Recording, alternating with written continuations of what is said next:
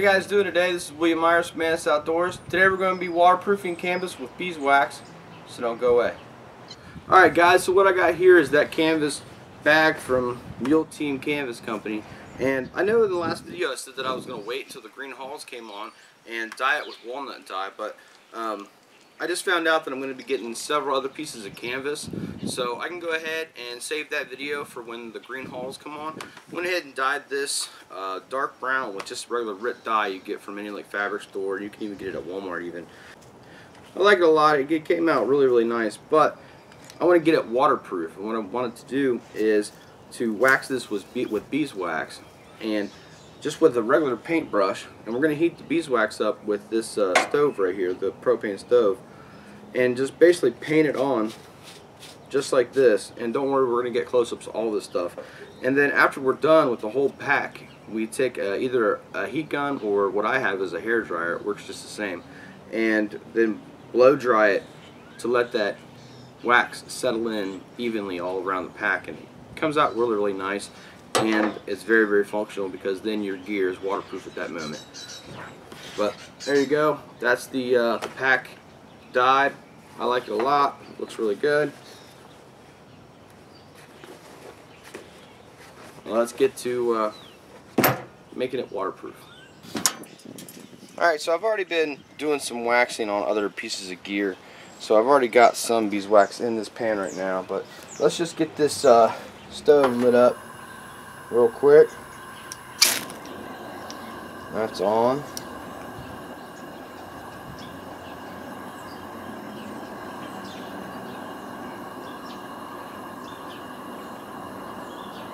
I want to get this down a little lower. You don't need the flame raging. You want to be able to control this. You don't want the beeswax to smoke. That would be too hot. So this is the beeswax that I got, and you know, you could find beeswax at like fabric stores and things like that. I would err on the side of caution as far as that goes, and just search out local honey manufacturing places and things like that. First of all, they could use your business. Second of all, it's going to be 100% no bull beeswax. You know, the only thing that this is beeswax. There's nothing else in it. Not paraffin, not anything else.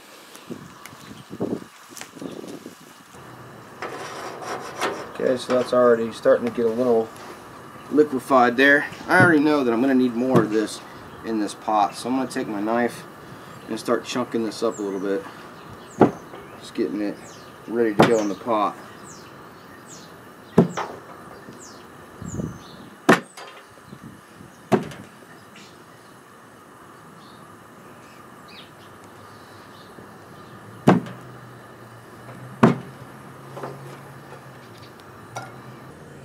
Alright guys, so we got a really good amount that is melted in there right now. I just went ahead and threw that whole block in there because I realized I got a lot of waxing to do here. So, and I don't mix this with anything else. You can dilute this with paraffin, animal fats, things like that. More like tallows. You don't want to put actual lard in this, so it'd be too soft. But I don't. I just leave it 100% beeswax. Some people do, some people don't. It's just my personal preference. And just go ahead and get that on the bag. And do not worry about it looking gloppy or pasty or anything like that, because after we get it on the bag, that's when we go to the hair dryer and get our coats even.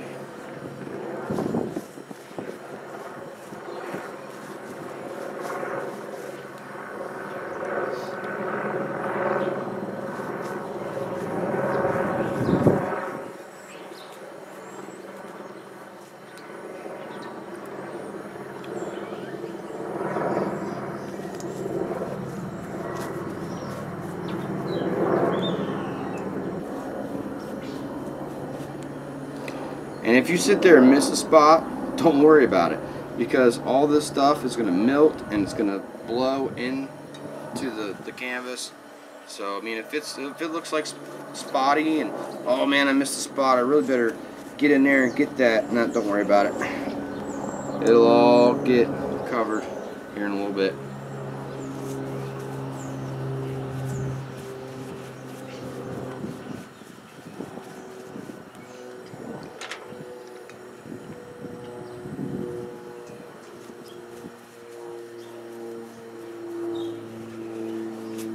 when you're first doing this, you'll freak out like, oh, that looks like crap, I've ruined my bag. Just be patient. Once you go and put the heat gun or the hair dryer to it, whichever one you're doing, it all comes out in the end. It'll all look good, and it'll be very waterproof at the end.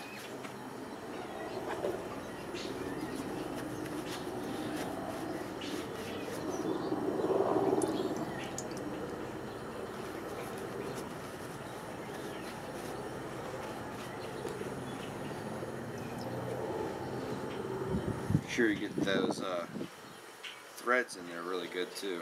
Protect them.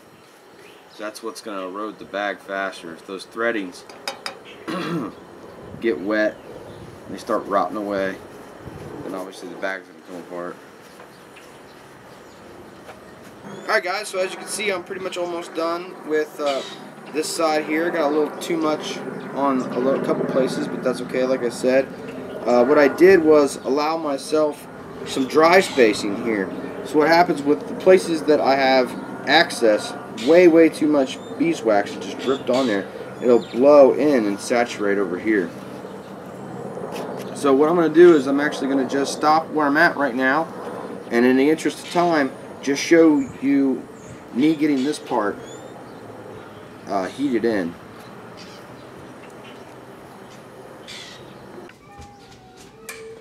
Alright guys, so I'm actually in my kitchen right now, so if the lighting's not that great, I apologize for that ahead of time. And I'm going to be running this hair dryer, so I apologize for the noise as well.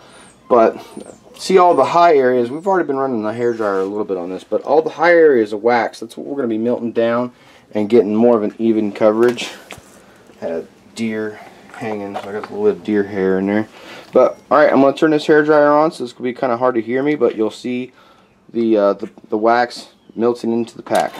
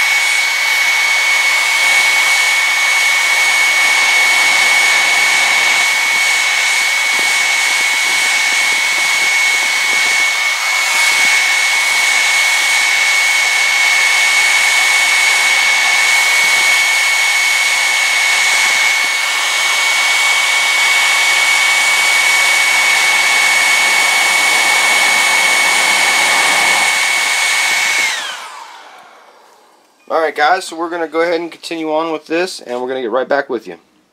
12 hours later.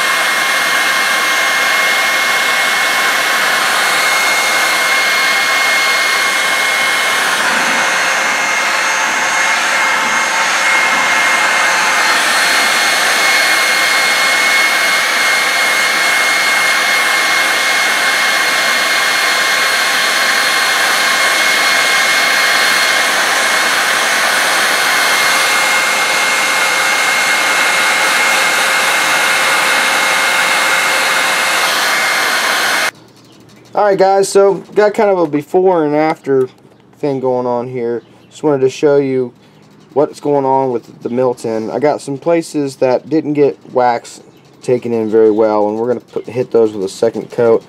But you can see what happens before with the initial cold application, and then we heat it up and get the wax melted in, and then we'll apply a second coat and then apply very well the places that need reapplied. So I'm going to get this done and get the rest of this melted in, and then I'm going to get the whole pack done and we're going to show you guys what it looks like. So stay tuned. Alright guys, well, we're pretty much done with that side of the pack.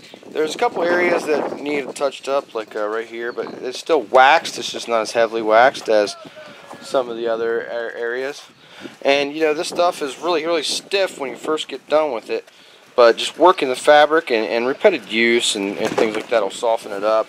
But this will just sheen water right off of it. You know, there's nothing that's going to penetrate that beeswax. So that's the process. Just wanted to definitely show you guys that, and we're going to go ahead and finish this pack up, and the battery's getting ready to die, so we're going to charge it up, and we're going to do a couple other videos, so we'll show you the finished product probably in another video. Alright guys, just want to give you kind of a look at the untreated side, which is that flap, and then the treated side right there. You can see how darker the wax made it, and this is really loose, obviously, and that's really stiff. I mean, I can almost hold the pack up just with the bottom of it. It's really stiff, waxed heavily. Alright guys, so as far as this goes, it's still got some heat that needs to be applied to it to get it to drain more into the pack this way.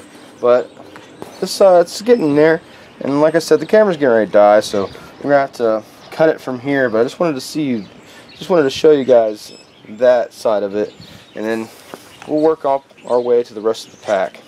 Alright guys, well, this has been William Myers from Mantis Outdoors. I hope you enjoyed the video, and if you did, I appreciate you subscribing to my channel. Liking my video really helps me out. I appreciate all your views, comments, and support, and hopefully we'll see you out in the woods.